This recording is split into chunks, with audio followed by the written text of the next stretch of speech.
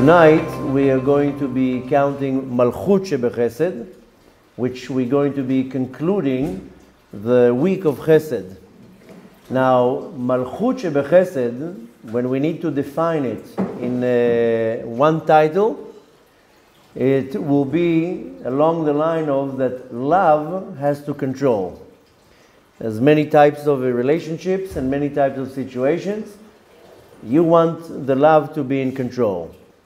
Now, to more reiterate on what I'm saying, Hashem created the world with a set of rules.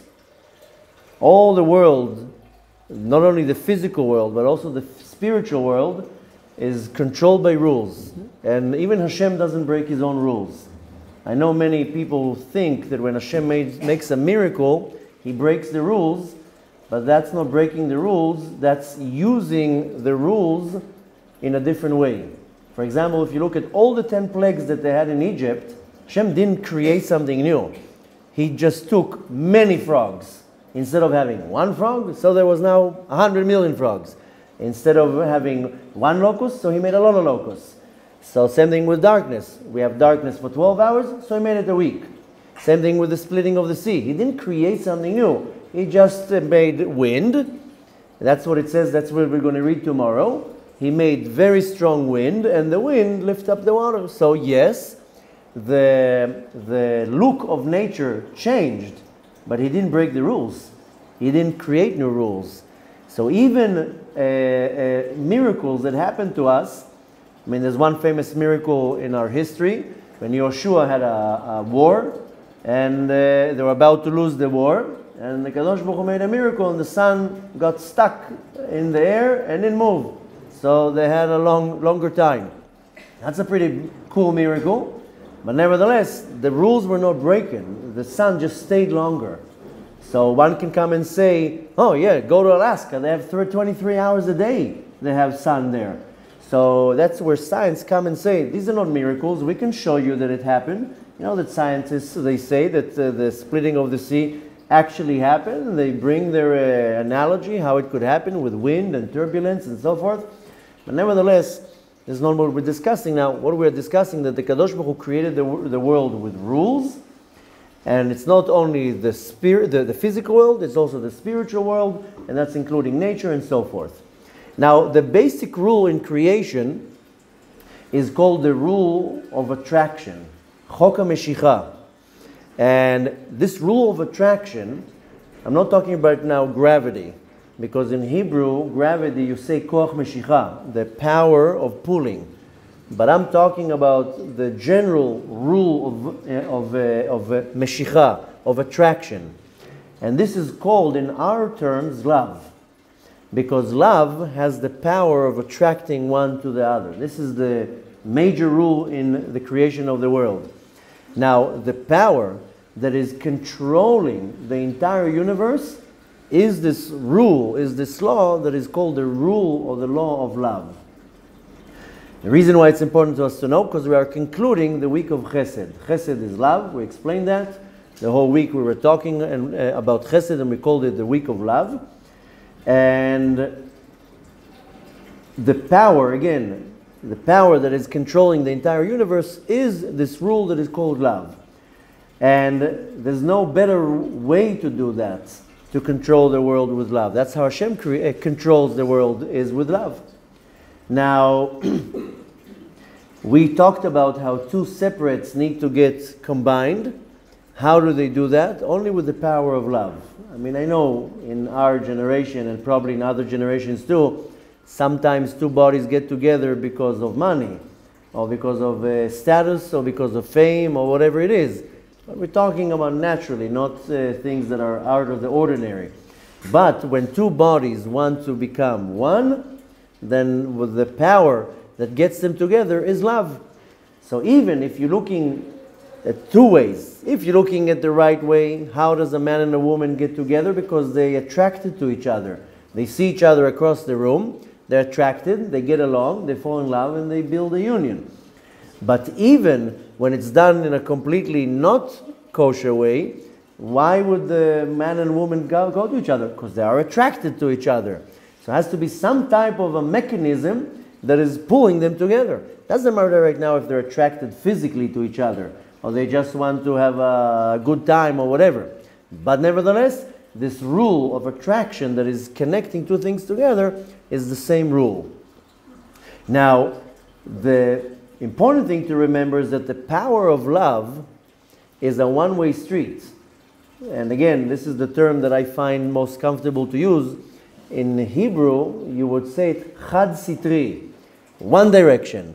So I don't know the right term necessarily in English, so I call it a one-way street. You can only go one way. In Hebrew, it's more precise by saying chad sitri. It only goes to one direction. Can go in two directions. And what does this mean, this direction? That it pulls, but it doesn't push. Love doesn't push. Love only pulls. And that's, again, this law of attraction, to attract two things together. And it's not necessarily, by the way, between a man and a woman. It can be between a man and a cookie.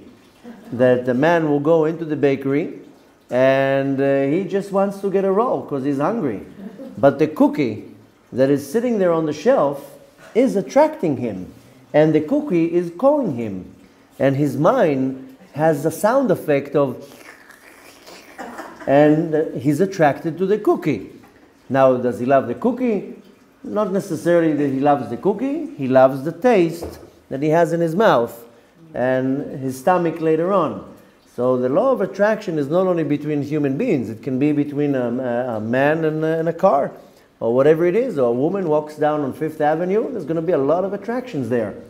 Between one window to another window for this Gucci handbag and that Gucci shirt. So again, the law of love is it pulls, it doesn't pushes. Now, the power of love, that's called the koach meshicha, the power that attracts but also pulls towards it. In nature, everything has this power. The power to attract something else, and the two things will be attracted to each other. So I'm giving funny examples with a man and a cookie or a woman in a Gucci bag.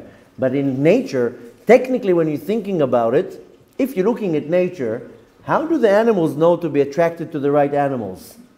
We know at the time before Noach, the animals actually were attracted to other animals. Different animals were mating with each other. And that's why these animals didn't survive. They went extinct too. And by the way, the only animals who went into the ark are the animals who didn't mate with other animals. So just comes to show to us how many more species there were before the flood.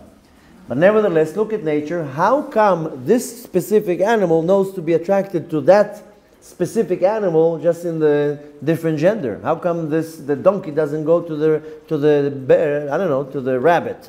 Because there's a certain law of attraction that will attract everything to each other. And again, this is the power of love. And again, this the power of attraction is placed in everywhere in nature. Now, when we're looking at the creation of the world, Hashem created the world with love. He didn't create the world with anger or with hate. He only created it with love. And not only that he created it with love, he controls and governs the world with love. When a king controls a country, in Hebrew it's called molech. The king is a melech. What's the adjective of the king, of the melech? Molech. So in English, it doesn't necessarily work the same way because the king will rule over the land. In Hebrew, the words are completely different. So we have the root of melech, mem lamed chaf. He is the melech, he's the king. How does he rule the land? Hu molech. He's controlling or ruling the land. The Kadosh Baruch Hu is the melech. Of course, we know the Kadosh Baruch Hu is the king. Melech malchei amlachim. And he controls the world how? B'malchut. And this is Malchut of Chesed.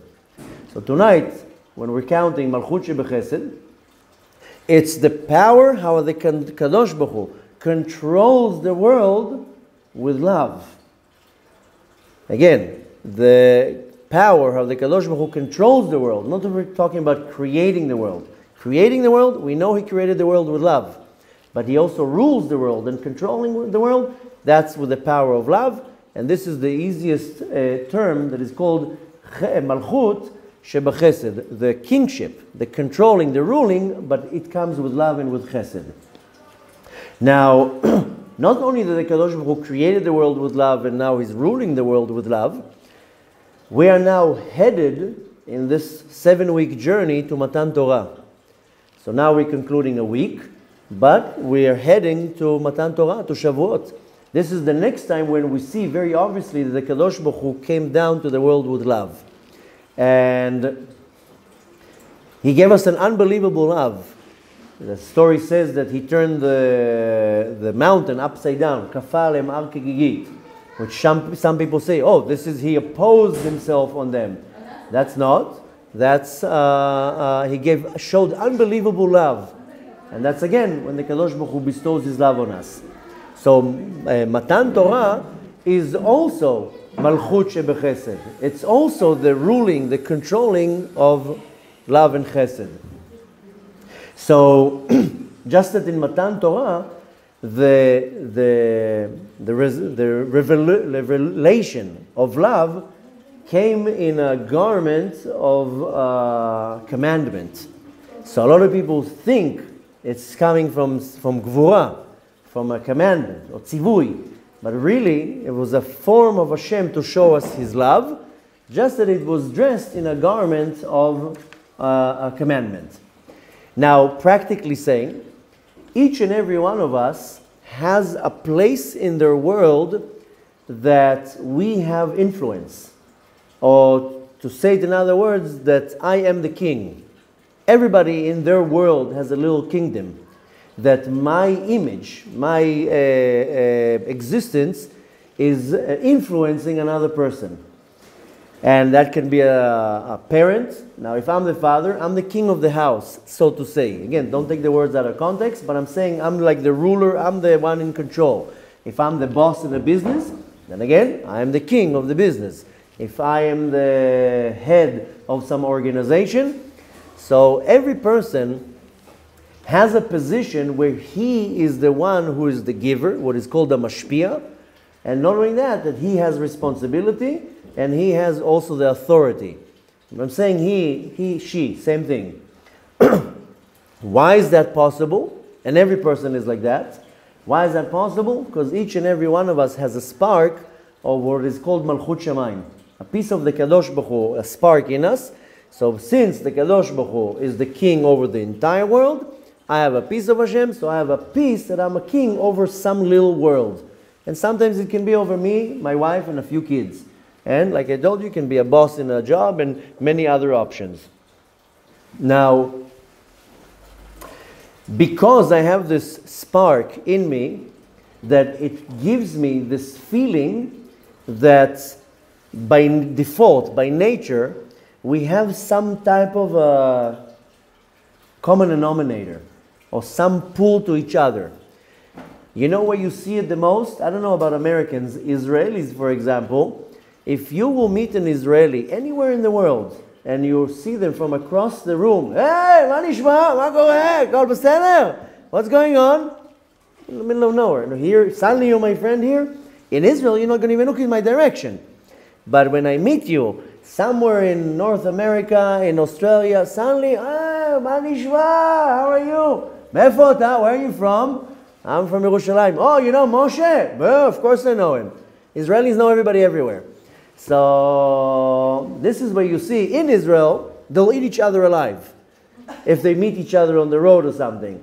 But when they find each other in Miami, best friends. Where are you from? I'm from this city. Oh, my cousin is from this city. Of course I know your cousin. Israelis somehow know everybody and somehow related. And you see that also with not only with Israelis, you see it with the Hasidim. They usually they are located in one place in the world, but a Hasid from a specific group, Lubavitch or Breslev or whatever it is, if they meet another one like them somewhere else in the world and they recognize each other by the way they dress, suddenly, how are you? They're best friends. So we have it as human beings. If you hypothetically now put a human being on some planet where all the creatures there are aliens, and another human being will be there, suddenly, hey, how are you? I'm also from Earth. So again, we have some type of a human attraction to each other, and this is called the connection of creation. That if you're stuck now on a deserted island, and in that island you'll meet another person, that in your place you'll be his enemy, on the deserted island you're not his enemy anymore. Suddenly you're best friends. So, and again, this root where it's come from is because we have a spark of Hashem in us, and this spark is allowing us not only to want to be close to each other, but also to want to be able to be a giver in this world, a little king. Now, in order for me to show love to another person, if you remember the whole week, what we're talking about is about how am I showing my love to another person. This is the whole week of Chesed. Now we're going to go soon to the week of Gvura. That's a whole different direction. But the week of Chesed is how am I showing my love to you? How am I giving my love to you? How am I making space to you? So, in order for me to be able to do that, then I have to take that power, this Malchut of Chesed, the ruling, the control of the land, like a king, but it's done with love. That's how I'm able to reveal my love to another person. I mean, one of the greatest mitzvot that we have in the Torah is called the Ahavat Israel, to love another person with no conditions. And on the other side, one of the worst mitzvot in the Torah is sinat chinam, is to hate another person with no base for that. So needless to say, that a big tikkun for a nefesh is to show how can I express this love to another person, even if I don't like that person. And the way how you do it is because you draw the power from Malchut of Chesed. Now, practically saying, just to have some homework, you have to recognize what is your kingdom, what is your Malchut. So like I told you, one person says, I'm the father of a family, this is my kingdom, this is where I am the king. Another person might say, I'm the, so to say, the leader of the friends. Another person will say, I'm the boss of the company, or whatever it is. But you want to find in your territory, in your surrounding, where are you, so to say, the king? What does it mean, the king? Not that you're wearing a crown, that you are able to give over, lehashpia. And it can be sometimes on one person. But you have to find out, where are you the giver? Once you find that, you have to understand, this is where my giving power was made to. And if I'm an educator, if I know a certain topic very well and I can give it over to other people, that's where Hashem placed me. Hashem gave, I told you that so many times, Hashem gave all of us talents and gifts or hobbies, things that we like to do, that we're good at.